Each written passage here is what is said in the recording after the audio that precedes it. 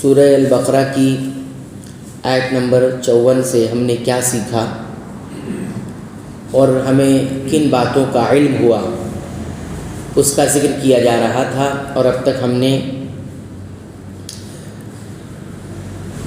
4 باتوں کا ذکر کیا تھا۔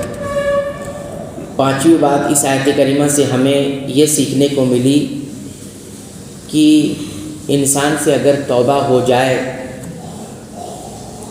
اور خاص طور پر مومن سے، تو اسے توبہ کر لینا چاہیے، اور توبہ اس پر واجب ہو جاتی ہے۔ گناہ کے بعد توبہ نہ کرنا یہ خود ایک بہت بڑی معصیت اور گناہ ہے۔ توبہ کا مطلب یہ ہوتا ہے کہ انسان اس گناہ پر شرمندہ ہو، ندامت محسوس کرے کہ گناہ ہو گیا، کاش یہ گناہ نہ ہوتا۔ اسی طرح فوراً اس گناہ سے رک جائے، چھوڑ دے اس گناہ کو۔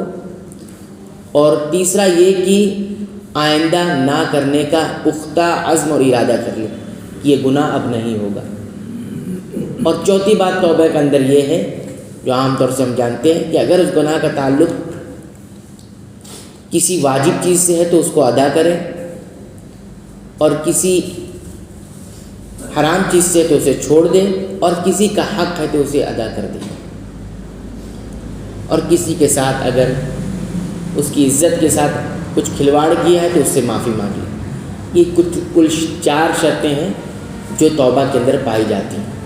تو توبہ کرنا یہ واجب ہے، اس آیت کریمہ سے ہمیں معلوم ہوتا ہے، کیونکہ بنی اسرائیل نے جب بچھڑے کی عبادت کی تو اللہ نے ان کو ظالم قرار دیا، اور یہ کہا فَتُوبُوا إِلَىٰ بَارِئِكُمْ، اب تم پر لازم ہے، ضروری ہے کہ تم اپنے پیدا کرنے خالق سے یعنی اللہ تعالیٰ سے توبہ کرو۔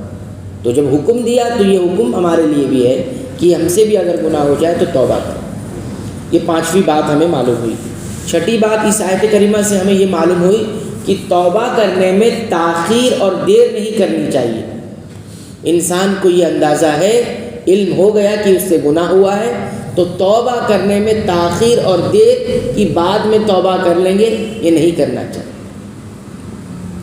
عام طور سے ہم دیکھتے ہیں کہ شیطان ہمیں اس فریب میں رکھتا ہے کہ ٹھیک ہے، گنہگار ہیں ہم، خطا کار ہیں، توبہ کرنے کے لیے بھی زندگی پڑی ہوئی ہے، وقت آئے گا توبہ کر لیں گے، اور زندگی کے آخری لمحے میں، آخری عمر میں بوڑھے ہو جائیں گے تو توبہ کر لیں گے، اللہ سے معافی مانگ لیں گے، اور یہ سوچ کر گناہ میں رہتے ہیں، نکلتے نہیں۔ ایسا نہیں ہونا چاہیے، کیونکہ مہلت کب انسان سے لے لی جائے کچھ علم نہیں ہے انسان کو۔ اور کیا یہ بھی ضروری ہے کہ آپ کو بعد میں توفیق ہی ملے گی توبہ کرنے کی؟ لہٰذا فوری طور پر توبہ کرنا بہت ضروری ہے۔ اگر وہ گناہ کون سا ہے؟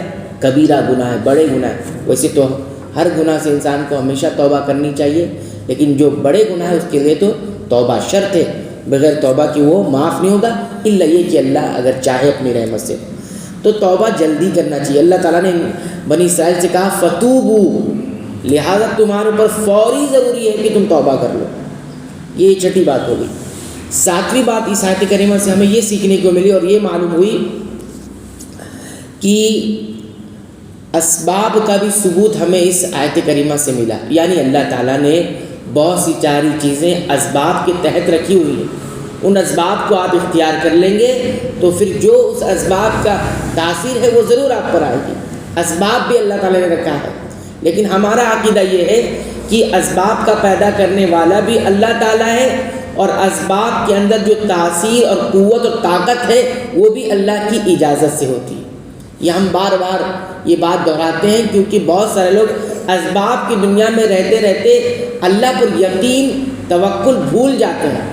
وہ سوچتے ہیں کہ یہ سب اسباب کی وجہ سے ہو رہا ہے، کیونکہ اللہ نے رکھا ہے، لیکن اسباب کے اندر جو قوت اور تاثیر ہوتی ہے وہ بھی اللہ کی اجازت سے ہوتی ہے۔ دیکھیے اس آیت کریمہ میں کیسے معلوم ہوا؟ اللہ تعالیٰ نے ان کو یہ فرمایا کہ تم نے کیا کیا ہے؟ ظلم کیا ہے۔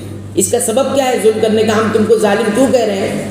بِاتِّخَاذِكُمُ الْعِجْلِ، کہ تم نے عجل یعنی بچھڑے کو معبود بنا لیا تھا، تو بچھڑے کو معبود بنانا یہ سبب ہوا۔ کس چیز کا سبب ہوا؟ ظالم بن جانے کا۔ تو سبب کی وجہ سے یہ چیز ہوئی نا۔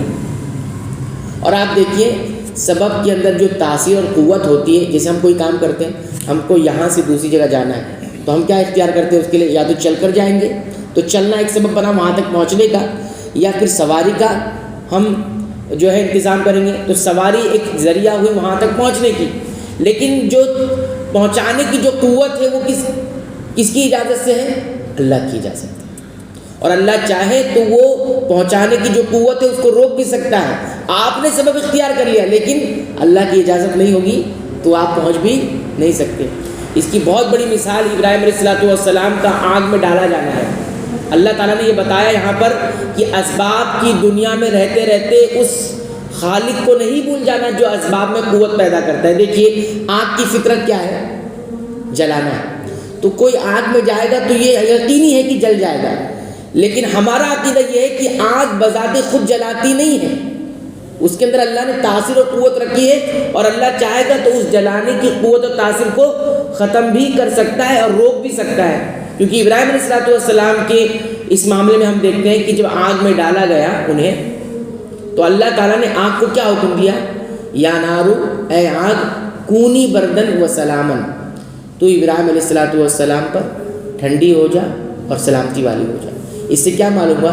جو جلانے کی قوت ہے وہ اس کے اندر تو ہے، وہ بہرحال حقیقت ہے، لیکن اللہ اگر چاہے اس کے اندر جو جلانے کی فطرت اور تاثیر ہے اس کو روک بھی سکتا ہے، اور اللہ نے روکا بھی، یہ بتانے کے لیے کہ تمہارا عقیدہ صرف اسباب پر نہیں ہونا چاہیے، اللہ پر بھی ہونا چاہیے۔ اسباب لیکن اختیار کرنا یہ توکل کا حصہ ہے، اس کے بغیر بھی توکل پورا نہیں ہوگا، ہے نا؟ تو یہ بتانا مقصود ہے کہ اسباب بھی رکھے ہوئے ہیں۔ کوئی یہ کہے کہ نہیں بغیر اسباب کے بھی ہو جائے گا تو یہ اللہ کی سنت کے خلاف ہے بات، ٹھیک ہے؟ اب کوئی چاہے کہ میرے پاس رزق آ جائے تو اللہ تعالیٰ بغیر اسباب کے بھی رزق ڈال سکتا ہے، لیکن اللہ کی سنت کیا ہے کہ تم رزق حاصل کرنے کی کیا کرو؟ اسباب اختیار کرو، یہ اللہ کی سنت ہے۔ اور قدرت یہ ہے کہ بغیر اس کے بھی اللہ تعالیٰ رزق پہنچا سکتا ہے۔ تو قدرت اور سنت میں فرق رکھنا چاہیے، اور اسباب کی جو تاثیر ہے اس کو بھی سمجھنا چاہیے کہ ہمارا عقیدہ یہ ہے۔ بہت سارے لوگ، کچھ لوگوں کا یہ عقیدہ ہے، وہ یہ کہتے ہیں کہ اگر اللہ نے آگ میں جلانے کی تاثیر رکھی ہے تو آگ جلائے گی، اس پر اللہ کا بھی اختیار نہیں ہے، نعوذ باللہ من ذالک۔ ایسی بات درست ہے؟ نہیں درست ہے۔ اللہ نے یہ ابراہیم علیہ السلام کی جو مثال بیان کی ہے قرآن کے اندر، ان کے واقعے کی، وہ اسی لیے بیان کی ہے کہ اسباب کے اندر جو تاثیر اور قوت ہوتی ہے جس کے ذریعے کام ہوتا ہے وہ بھی اللہ کی اجازت سے ہوتا ہے۔ لیکن یہ ہے کہ اس طرح سے ہم کو عقیدہ نہیں رکھنا چاہیے۔ ابھی کچھ دنوں پہلے ہندوستان کے ہی کسی عالم نے یہ دعویٰ کر دیا تھا کسی بات پر کسی غیر سے کہ اگر ہم حق پر ہیں تو آگ میں چل کر بتائیں گے، آگ میں کود جائیں گے، اگر ہم حق پر ہیں تو ہم زندہ رہیں۔ تو کیا اس طرح کی چیز کرنا صحیح ہوگی؟ نہیں صحیح ہوگی، کیونکہ اللہ کی سنت کیا ہے؟ اللہ نے آگ میں تاثیر رکھی ہے۔ تو یہ گویا ایک طرح سے کیا ہو گیا؟ خود سے دعویٰ کرنا کہ ہم بہت وہ ہیں، خود سے دعویٰ نہیں، بلکہ یہ سب چیزوں سے بچنا چاہیے۔ اور ابراہیم علیہ السلام نے خود سے تو نہیں کہہ دیا تھا کہ ہم آگ میں کود جائیں گے، ہم حق پر ہیں، ان کو ڈالا گیا تھا سزا کے طور پر، اور اللہ نے وہاں پر ان کی مدد فرمائی۔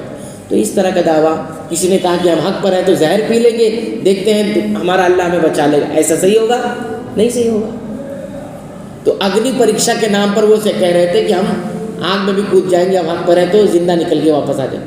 یہ سب شوبدے بازی ہے، لوگ کرتے ہیں، کچھ ایسے کیمیکلز وغیرہ آتے ہیں جو جسم پہ لگا کے چلے جاتے ہیں اور پھر دیکھنے والا دھوکے میں آ جائے، ہے نا؟ تو یہ ساری باتیں شریعت کے جو ہے روش اور طریقے کے خلاف ہیں۔ تو بہرحال کہنے کا مقصود یہ تھا کہ اسباب کا ثبوت بھی اس میں ملا۔ تو یہ ساتھی باتیں، اور بھی باتیں انشاءاللہ آئندہ درس میں ذکر کریں گے۔ اللہ تعالیٰ سے دعا کرتے ہیں رب العالمین تو ہمیں ان باتوں کو یاد رکھنے کی توفیق عطا فرما اور اس کے مطابق عمل کرنے کی توفیق عطا فرما۔ رب العالمین تو قرآن حکیم کو ہمارے سینوں کی بہار بنا دے، ہمارے دلوں کی روشنی بنا، اور ہمارے تمام پریشانیوں کا علاج بنا، آمین۔